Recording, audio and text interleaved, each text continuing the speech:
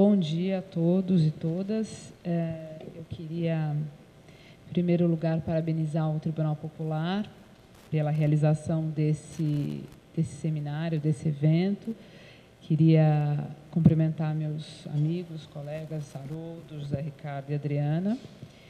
E, bom, também acho que eu tive o privilégio de fechar essa mesa, e acho um privilégio porque, enfim, depois dessas contribuições tão importantes que a gente teve aqui, da Adriana, principalmente no aspecto mais teórico, e do Haroldo, trazendo aí efetivamente uma experiência de desinstitucionalização, eu quero lançar aqui para vocês uma fala que é mais programática mesmo, e acho que talvez possa ajudar nos debates nas oficinas não, né? Vocês chamam GTs, nos GTs que vão acontecer em seguida. Antes, brevemente, o que eu queria só esclarecer é que o que eu vou lançar um pouco aqui como provocação, como proposta, não surgiu do nada, né? Eu tenho também uma história, para além de um trabalho acadêmico com relação ao sistema prisional. O meu primeiro contato com o sistema prisional ele foi, primeiro, como operadora, né? Eu trabalhei dentro das prisões como advogada, há uns 15 anos atrás, na FUNAP, que é a fundação que presta assistência judiciária dentro das prisões, depois como militante, né? E tem alguma coisa na minha qualificação que eu não coloquei, que eu acho que precisa ser mencionado, é que eu faço parte, hoje não tão intensamente, de um grupo, que talvez alguns de vocês conheçam, que é um grupo de militância sobre mulheres encarceradas, que a Rádio aqui presente também é membro aí mais presente do que eu, mais permanente do que eu. Então, esse grupo, que se chama Grupo de Estudos e Trabalho Mulheres Encarceradas, que é constituído desde 2001, tem, desde este momento, portanto, levado também discussões como essa com a sociedade, né? Especificamente com relação à situação da mulher encarcerada. Então, fruto desses 3 seminários que nós realizamos, o último seminário, especialmente a questão da desinstitucionalização do sistema, apareceu de uma maneira mais premente, né? Talvez porque a questão central do seminário fosse justamente a saúde, né? E quando se pensa em saúde, não só em saúde mental, mas em saúde, a bandeira da desinstitucionalização ela aparece de uma maneira mais evidente pelas agruras do próprio sistema, né? Então, muito rapidamente, aí, sem entrar num debate teórico, que eu acho que foi feito de uma maneira muito brilhante pela Adriana, mas eu vou passar rapidamente só para situar um pouco também o que a gente pode entender por desinstitucionalização da prisão, né? Então, eu acho que desde medidas efetivamente legais, como, por exemplo, penas alternativas, a própria ideia de progressividade da pena, né? Como a experiência que o Haroldo trouxe aqui, a ideia de uma medida de segurança que não seja cumprida de uma maneira na internação, né? Então, enfim, a gente tem um pool aí de medidas, algumas que são legais, né, que foram introduzidas no país em 1984, com a reforma do Código Penal, né, que dizem respeito a não necessariamente a um novo paradigma de crime de pena, porque eu concordo com a Adriana, eu acho que o Estado Penal não começa nos anos 90, né, sobretudo no Brasil. O Estado Penal ele está umbilicalmente ligado a toda a ideia da colonização e, sobretudo, a perspectiva da escravidão. Então, o Estado Penal sempre foi este braço, em algum momento mais privado, em algum momento mais público, né?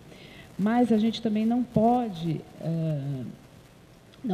virar as costas para determinados movimentos que aconteceram no mundo no século XX, que tiveram impacto também aqui no Brasil, pelo menos no plano dos discursos e no plano das legislações, né? Então, o Código Penal de 84, ele refletiu, em alguma medida, um movimento que já acontecia em outros países desde os anos 60, né?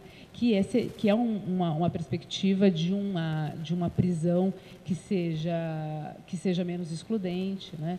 A ideia de um preso que possa ser inserido numa ordem social como um braço de um estado de bem-estar social, né? Quer dizer, de algum modo isso foi prevalecente no mundo, pelo menos num plano de ideias, né?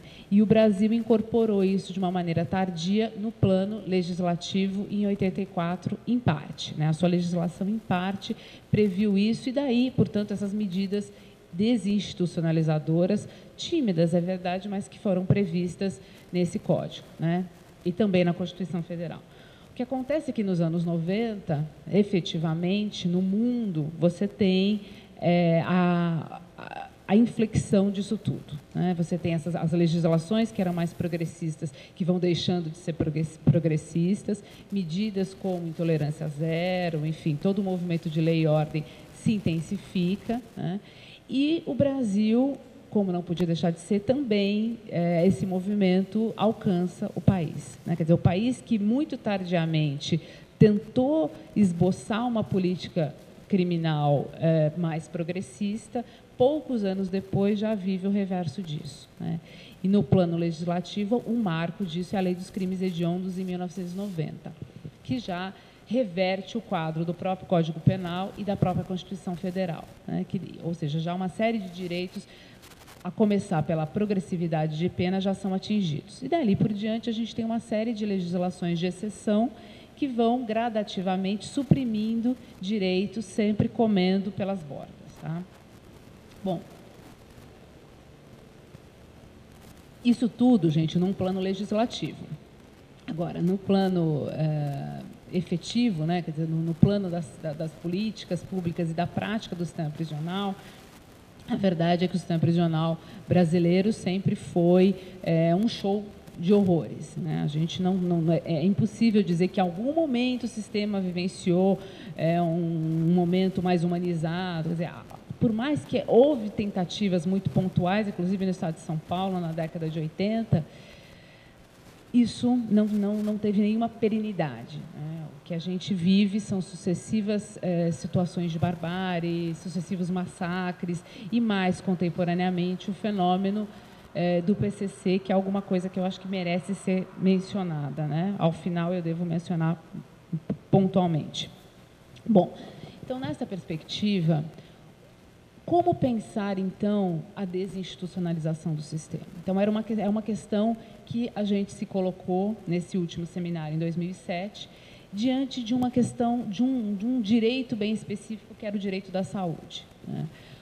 A saúde nos presídios, como muitos de vocês devem saber, ou ela é absolutamente inexistente, né, do ponto de vista dessa prestação do Estado, ou ela se dá por meio de subsistemas, né, que, na verdade, são arremedos, são situações absolutamente precárias, mas que contam com alguma institucionalidade, né? Então, você tem médicos no sistema, alguns médicos que são médicos do sistema, algumas unidades, houve algum tempo atrás, unidades de saúde do sistema prisional, né? E a verdade é que o quê? Elas funcionavam extremamente de uma maneira precária e muitas vezes até ilegal. Os médicos, muitas vezes, coniventes com situações de tortura no presídio, né? E, de um modo geral, o preso não tem qualquer condição de ser atendido na sua saúde básica, né? Portanto, essas questões animaram debates, sobretudo por volta do começo dos anos 2000, e eu não sei se vocês têm conhecimento disso, mas, muito por conta da sociedade civil, houve uma pressão junto ao Ministério da Saúde e ao Ministério da Justiça para que, enfim, alguma coisa fosse feita, né? A nossa bandeira, eu digo a nossa porque eu acho que o grupo das mulheres encarceradas tinha isso mais ou menos pacífico, é que efetivamente o preso e a presa pudesse valer do SUS, certo? O que é o SUS? É o Sistema Único de Saúde, que prima pela regra da universalidade. O que é a universalidade, né? Quer dizer, isso foi instituído em 1988. É muito simples. Eu não preciso ser trabalhadora, eu não preciso ter uma carteira de trabalho. eu simplesmente, sendo um cidadão, um ser humano, eu posso chegar e ter o atendimento à saúde. Então, a grande questão nossa era por que o preso não pode se servir do SUS? Né? Por que um preso com HIV, que precisa ser atendido, que precisa tomar o coquetel, por que ele não pode ser levado ao centro de referência e ser lá matriculado e lá ter o seu atendimento? Por que uma mulher grávida? Enfim, por que? A questão era, por que não? E as respostas que vinham para nós eram respostas técnicas, mas assim, absolutamente destituídas de qualquer de conteúdo legal e de conteúdo até moral. O discurso que havia era o seguinte: o preso não é considerado uma população residente. E a maneira como o Estado ele presta o atendimento à saúde pelo SUS seria por meio de população residente. Quer dizer, cada unidade receberia um repasse, enfim, que é uma discussão absolutamente técnica. E eu falava, como assim? Né? Eu abro a Constituição Federal e na Constituição Federal não está dizendo o SUS é um sistema universal, porém só vai atender população residente. Né? Enfim, então isso animou algumas discussões, principalmente até o ano de 2002. E o grande avanço e proposta no plano nacional, no plano federal, foi, portanto, fornecer um plano nacional de saúde para o sistema penitenciário. Né? Que, na verdade, isso na época foi clamado como uma vitória, inclusive segmentos da sociedade civil elogiaram, mas uma parte, e aí eu me coloco nessa parte de uma maneira veemente, viram nisso exatamente a avaliação, né, a assinatura embaixo de que, de fato, o preso não estava incluído no SUS. Né, como, de fato, não está incluído, portanto, em nenhum direito que é concedido aos cidadãos de modo geral. E aí essa ideia da institucionalização, para além, né, do que ela poderia representar como cerceamento de liberdade, me veio de uma maneira muito clara. Né? Por quê? Se você tem todo um ordenamento legal que diz que a prisão, que o crime impõe um cerceamento de liberdade, tão somente de liberdade, se isso é o que está disposto no ordenamento legal, nós sabemos que, na verdade, não é só o cerceamento à liberdade, é o cerceamento a todos os direitos. E isso fica, quer dizer, se a gente sabe disso no plano do discurso, quando você vai entrar no meandro da administração do Estado, você vai entender que, na verdade, existe toda uma estrutura posta que corrobora isso. Né? Então, o caso da saúde é um caso paradigmático, mas a gente pode pensar em todos os outros casos, como a educação. Né? Por que não existe? Por que a Secretaria de Educação não está presente para fornecer educação ao preso no sistema prisional, se o preso tem o direito à educação consagrado na lei? Porque depende de uma fundação que eventualmente seja constituída e eventualmente faça parcerias. Né? Vou para um caso, então, mais ainda complicado. Né? O egresso. Quem deveria ser encarregado de trabalhar numa política para o egresso? Em muitos países, como é que isso é feito? Isso é feito a partir de um braço do Estado com ou a sua secretaria, ou o seu Ministério de Serviço de Assistência Social. É óbvio, né? Quer dizer, são coisas que parecem óbvias, mas nós também nunca problematizamos. Por quê? Porque, na verdade, a prisão como um instrumento contínuo, né, de destituição de direitos, ou, na expressão do Foucault, como um contradireito, como o espaço do contradireito, daí a disciplina. Né? A disciplina ela é pensada na negação do direito como a oposição ao direito.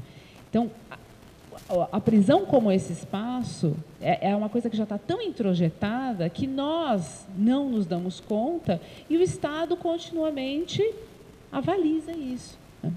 Então, quando a questão da desinstitucionalização ela veio como uma proposta, ela foi dentro de uma radicalização, do tipo, a gente está brigando há tanto tempo para o preso ser incluso no SUS, quando, na verdade, né, o preso tem que ser incluso em toda a rede de direitos que o Estado fornece. Né? A saúde, a educação, o trabalho, a assistência social, e aí por diante. Né?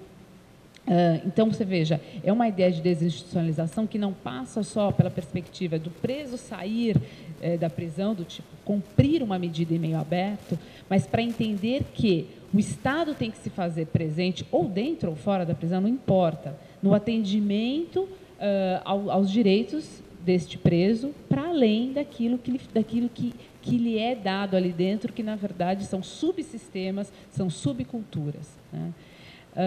Eu falo que ela é radical, né? A radicalidade dela não vem do fato de que eu estou tentando propor alguma coisa que é absolutamente ilegal, inconstitucional ou revolucionária.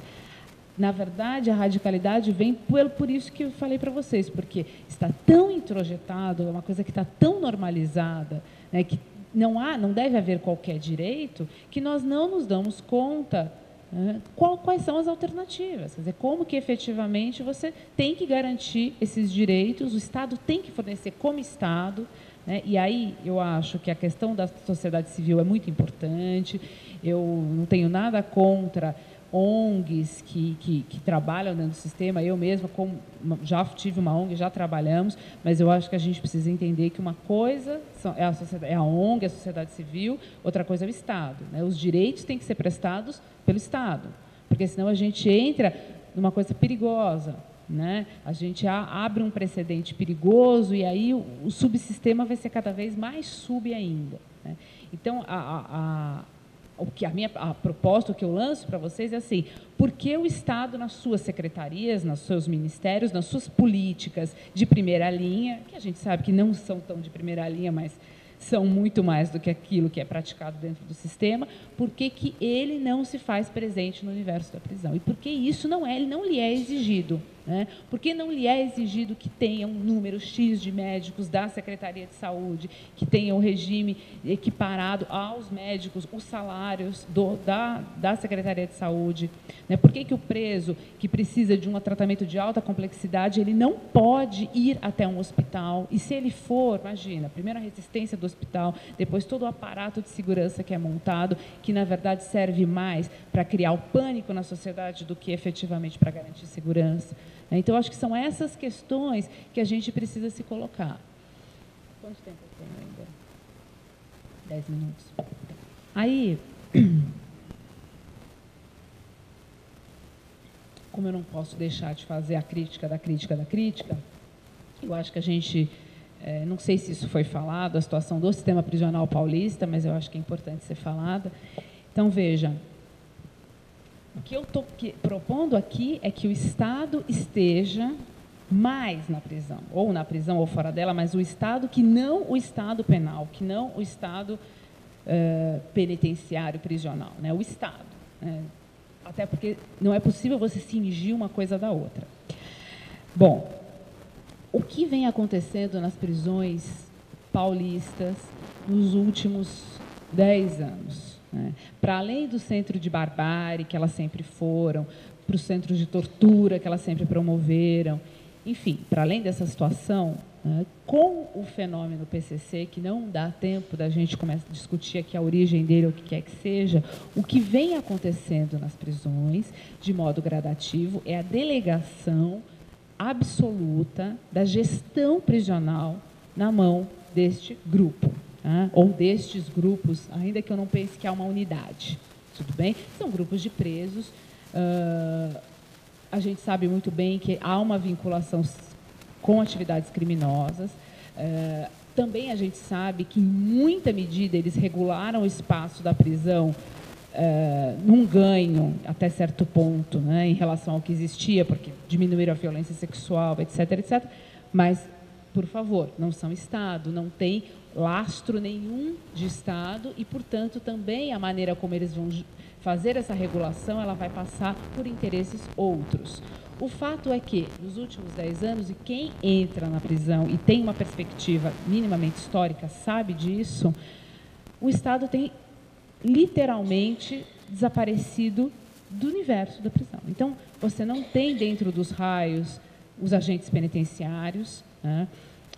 Os técnicos, os profissionais vêm sendo cada vez mais expurgados desse universo, né?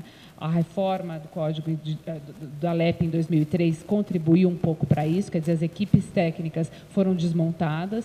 Para além do exame não existir mais, as equipes também não atendem mais, quer dizer, você tem gradativamente o quê? Uma saída do Estado. Então, quando você ingressa num estabelecimento prisional hoje, num CDP ou num presídio, é uma situação... Primeiro que você geralmente não pode ingressar, né?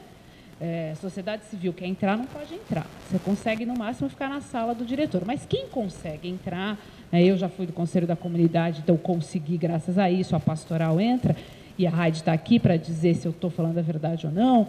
Quem entra no espaço prisional sabe, né, vê que não há Estado. Sabe aquela situação mínima do guarda andando ali? Não tem isso, gente. Né? E a situação da precariedade absoluta, da superlotação, que é uma coisa que a gente não dimensiona. Quando você entra num CDP, assim, se você acha que realmente a ideia de um Auschwitz é assustadora, você não imagina o que é um CDP. Né? O que é, assim, uma cela que comportariam 10 homens com 50. Né? Não tem um colchão, não há água, não, enfim.